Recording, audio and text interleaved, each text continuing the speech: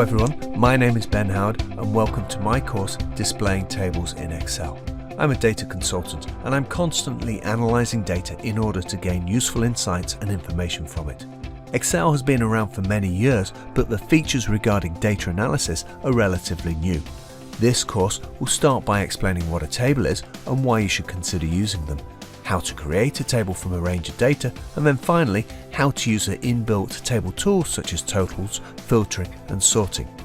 At the end of this course, you'll be able to utilize tables in order to manage your Excel data and to answer questions easily such as how many customers do I have or what's the largest revenue value.